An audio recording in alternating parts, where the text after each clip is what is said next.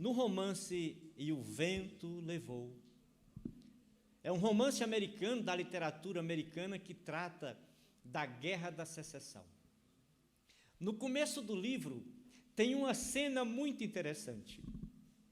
É uma fazenda no sul dos Estados Unidos, cheia de vivendas alegres, jardins e uma plantação imensa de algodão. Na casa grande, as pessoas acabavam de se alimentar, de se refastelar num grande banquete. E, de repente, as pessoas foram fazer a sua cesta. E enquanto as pessoas estavam dormindo durante a tarde, o autor nos leva até a entrada da fazenda e mostra ali, na entrada da fazenda, uma frase muito bonita escrita no portal: não desperdiçais o tempo, porque o tempo é a matéria-prima da vida. E nos faz meditar naquelas pessoas dormindo e no tempo passando. Passaram-se alguns anos até aqui onde nós estamos. A vida nos trouxe até aqui. Até aqui o Senhor nos tem ajudado. Pela bênção de termos atravessado o ano, é como se Deus depositasse na conta corrente da nossa existência mais um ano, mais um dia, para que a gente possa vivê-lo na plenitude daquilo que Ele tem para nós como propósito de nossa vida. Vamos baixar a nossa cabeça, inclinar a nossa cabeça e fazer mais uma prece. Pai do céu, em nome de Jesus, nós estamos aqui na Tua presença, Senhor, sentindo que Tu estás aqui entre nós. E agora, Pai querido, eu quero Te pedir, Pai, que o Senhor possa nos usar, apesar das nossas falhas, dos nossos defeitos, das nossas imperfeições. A Tua graça nos cobre.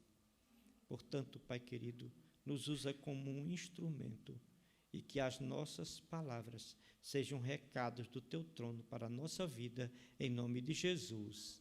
Amém. Queridos, vamos abrir a nossa Bíblia no livro de Efésios, na carta de Paulo aos Efésios. As cartas paulinas são lições que complementam a escola do caráter. São conselhos, são caminhos que nos são apontados pelo apóstolo para que nós possamos viver a mensagem de Deus em toda a sua integralidade. Olha, a partir do versículo 16, eu pediria aos irmãos que deixassem a Bíblia aberta aí nessa passagem, porque nós vamos nos utilizar bastante desses trechos aqui da Bíblia. O verso 15 diz assim: portanto, vede prudentemente como andais, não como nécios, e sim como sábios, remindo o tempo, porque os dias são maus. Remindo o tempo, porque os dias são maus. Queridos, vivemos tempos assim desafiadores. Claro que na perspectiva da nossa análise profética, nós entendemos que são dias que antecedem o grande evento da volta de Jesus. Nós entendemos isso. Mas esses dias que nós vivemos, que são materializados na vivência comum do mundo lá fora, nós colhemos assim recados muito tristes da humanidade. Vocês sabiam que a humanidade, os países ricos, vacinaram as pessoas, mas os países da África, os países mais pobres do mundo, não vacinaram seu povo. E isso traz uma tragédia, porque o vírus não tem como ser destruído, porque ele se alimenta. E como nós vivemos num mundo onde as distâncias não existem mais, ele anda através dos aviões, através dos navios, contaminando novamente, gerando novas formas. Esses anos de pandemia fizeram com que os mais ricos, os poucos mais ricos do mundo, triplicassem, quadruplicassem as suas fortunas, e aumentou a desigualdade social no mundo. No Brasil foi uma tragédia. Há alguns anos atrás, nós havíamos saído do mapa da fome. Nós voltamos para o mapa da fome. E não precisa ir muito longe. Ontem, quando eu saía daqui, tinha um rapaz jovem catando comida no lixo do meu condomínio. É esse os dias maus que Paulo fala. Os mercados em concorrência e as nações começam a se preparar novamente para uma guerra fria. A destruição do meio ambiente está fazendo com que animais que vivem nas selvas sejam encontrados nas cidades. Como é comum se encontrar grandes serpentes agora nos grandes centros urbanos. Porque a especulação imobiliária e a ganância na destruição do meio ambiente estão os empurrando para a convivência nossa. Vivemos tempos de muitos desafios. Por isso que Paulo diz aqui, remindo o tempo. O que é remir? É libertar. Libertando o tempo. Como é que eu liberto o tempo? Como é que eu posso, nesse mundo de tantos desafios, de tantas angústias, eu posso remir o meu tempo? Primeira coisa, qual a importância do tempo? O tempo é a matéria-prima da vida. É uma dádiva. O tempo é uma dádiva, é um presente de Deus. É Ele que nos dá, para que nós possamos aqui, enquanto estivermos aqui, fazermos bom proveito dessa dádiva que Ele nos deu. Agora, é interessante a gente notar algumas coisas. Primeiro, o tempo não volta. O tempo não volta. O dia de ontem nunca mais vai existir. Depois, o tempo é curto. Hoje eu tive uma cena das mais felizes que eu vivi nos últimos anos.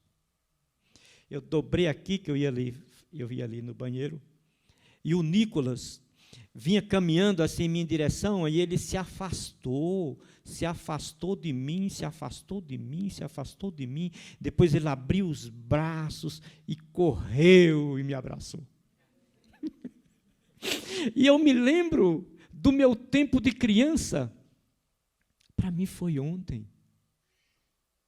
O tempo passa muito rápido. Então só tem sentido a vida se nós fizermos de Jesus o Senhor do nosso tempo. E se Ele for o sentido maior de nossa vida. É Ele que vai dar o sentido ao meu dia a dia. É Ele que pode me transformar. Só tem sentido o tempo se eu usá-lo para o reino de Deus. Como eu estou usando o meu tempo?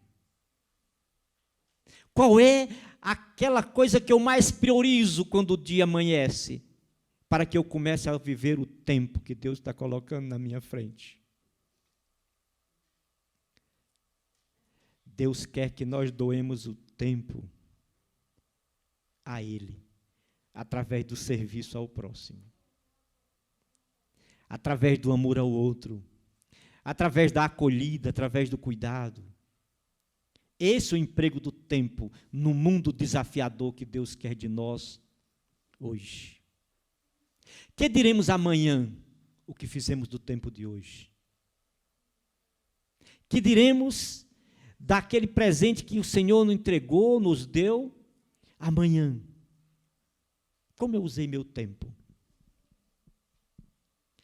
E continuando a leitura, ele diz assim: por essa razão, não vos torneis insensatos, mas procurai compreender qual a vontade do Senhor.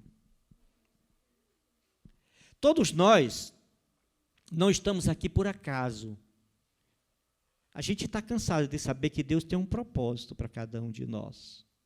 E então é importante que nós procuremos compreender a vontade de Deus em nossa vida. Porque Deus fala conosco. Além da palavra, Deus fala conosco através dos acontecimentos. Deus fala conosco através dos elementos da natureza. Deus fala conosco através do tempo, que é dádiva de cada dia. E não vos embriagueis com vinho. Quando ele fala aqui, não vos embriagueis com vinho, ele está dizendo assim, e não vos entregueis de forma absoluta às ideias e às coisas deste mundo. Não façais com que isso seja o motor da tua existência. O que é que me conduz na vida? O que é que faz com que eu dê sentido aos dias que o Senhor me deu de presente? Essa reflexão que nós devemos fazer todos os dias. Não vos embriagueis com vinho. E aí ele fala do vinho, do álcool, do mundo. Mas ele fala também das ideias. Ele fala também dos pensamentos. Ele fala também daquilo que o mundo nos oferece a toda hora. Nos outdoors, na televisão, nas mídias sociais. Ele dá um conselho aqui. Mas enchei-vos do Espírito. Enchei-vos do Espírito. E como é que eu me encho do Espírito? E como é que eu sei que eu estou me enchendo do Espírito? Se encher do Espírito significa fazer um concerto com Deus. Fazer um concerto com Deus. Quando eu vou entender a dimensão do Espírito, eu preciso primeiro entender como eu fui formado. A Bíblia fala lá em Gênesis que Deus fez o homem do pó da terra. Significa dizer que nós temos todos os componentes orgânicos que tem na terra. Quando eu estudei odontologia, eu estudei num hospital chamado Oswaldo Cruz, lá em Pernambuco, que ele fica nos fundos de um cemitério, o cemitério de Santo Amaro. O cemitério de Santo Amaro é cheio de mangueiras. E do lado do anfiteatro de anatomia caíam as mangas, e eram as mangas mais gostosas, eram as mangas que caíam do cemitério. Sabe por quê? Por causa do adubo. Porque nós somos, na realidade, por isso que os materialistas dizem que a morte é a entalpia dos compostos orgânicos, porque nós somos compostos orgânicos. E a Bíblia fala que Deus fez o homem do pó da terra. Deus pegou o pó da terra e fez um boneco, mas boneco não fala, boneco não canta, boneco não tem sentimento. E a Bíblia diz que Deus soprou nas narinas do boneco e ele se fez alma vivente. O sopro de Deus é o Espírito de Deus. É a porção de Deus em nós. A alma é o arcabouço de sentimentos que me faz ter conexão com a vida. Entende? À medida que esse arcabouço de sentimento que me faz ter conexão com a vida me aproximam das coisas materiais, mais eu me desespiritualizo e mais eu me afasto da porção de Deus que há em mim. À medida que eu busco as coisas de Deus, à medida que eu busco através da oração, através da leitura, através do testemunho, através de uma vida dedicada às coisas da alma, às coisas do Espírito, a me aproximar dessa dimensão que é uma dimensão do divino, do profundo, mais eu me aproximo da natureza espiritual que há em mim e mais eu fico cheio do Espírito. Porque à medida que eu me aproximo do Espírito Santo de Deus, ele começa a fazer morada no meu coração e ele começa a transformar a minha e a sua vida. Por isso que ele diz assim, mas enchei-vos do Espírito. Como encher do Espírito. Ele fala aqui, falando entre vós com salmos, entoando e louvando de coração ao Senhor com hinos e cânticos espirituais. Em primeiro lugar, falando. De que eu tenho falado? Quais são as coisas que formam os meus diálogos? De que eu falo? A gente fala mais daquilo que a gente gosta, daquilo que a gente se apaixona. Quando a gente está apaixonado, a gente quer só falar da pessoa por quem a gente se apaixonou. É tanto que a gente vê nos adolescentes, quando o menino começa a falar muito da menina, é que está nascendo algo diferente ali naquele coração. A gente fala das coisas espirituais e das coisas de Deus, à medida que Deus passa a ser o Senhor e passa a se ocupar da minha vida. Falando entre vós com salmos e louvando, significa dizer que você vai ter no coração uma nova canção. Você vai começar a gostar daqueles assuntos que te levem mais para junto do trono da graça de Deus. E aí a música do mundo, essa música cheia de sensualidade, essa música cheia do profano, passa a não fazer mais sentido para você. Porque no seu coração tem uma canção diferente. Porque no seu coração a música que canta é a música do céu. E ele continua aqui no verso 20, dando graças. Dando graças como? Dando graças por tudo. Quando eu me aproximo de Deus, o meu coração está cheio de gratidão. Aí eu sou grato pela vida, sou grato pelos meus olhos que estão vendo, quando tantas pessoas não enxergam. Eu sou grato pelas minhas mãos que trabalham, pelos meus pés que andam. Eu sou grato por tudo aquilo que faz com que eu possa aproveitar o tempo que Deus está me colocando aqui para amar. Deus nos dá o tempo para amar. Amar o outro, o que está mais próximo de nós. Dando graças por tudo. A nosso Deus e Pai, em nome de nosso Senhor Jesus Cristo, sujeitando-vos uns aos outros. Sujeitando-os significa servindo um ao outro. Então, o nosso papel é ser servo. Ser servo da minha esposa. Ser servo daquele que sofre. Porque na medida que eu estou servindo ao outro, eu estou servindo a Deus. Porque Jesus, lá em Mateus 25, diz que Ele está onde? No que tem fome, no que está doente, no que está preso, no estrangeiro. Então nós devemos ser servos. Deus quer que nós sejamos servos. Olha aqui, diz Deuteronômio no capítulo 15, 12. E aí eu quero encerrar a minha mensagem com isso. Deuteronômio no capítulo 15, no verso 16. Verso 16 é o coroamento de uma história. Entre o povo hebreu havia escravidão. E como era a escravidão do povo hebreu? Como era que a pessoa se tornava servo? Uma das formas era através da dívida. Se você tinha uma dívida e não podia pagar, você virava servo do outro. Só que a servidão durava 6 anos. No 7º ano, estava paga a dívida e você deixava de ser servo. Mas aqui em Deuteronômio 15, 12, existia uma maneira de você pagar a dívida, mas existia uma maneira de você continuar sendo servo. Se você quisesse ser servo por amor. Está aqui, Deuteronômio 15, 12. Você serviu, e durante o tempo de servidão, você adquiriu amor pelo seu Senhor. E aí você não quer mais deixar de ser servo. Olha o que ele diz aqui. Se, porém, ele te disser, não sairei de ti, portanto, quanto te ama, a ti e a tua casa, por estar bem contigo. Então tomarás uma sovela, e lhe furarás a orelha na porta, e será para sempre teu servo, e também assim farás a tua serva. Então o servo serviu durante 6 anos, e ele amou o seu senhor, e ele se apegou de tal forma à sua casa e às coisas da sua casa, que ele não quer mais ir embora, não quer mais deixar de ser servo. O que era que fazia o Senhor?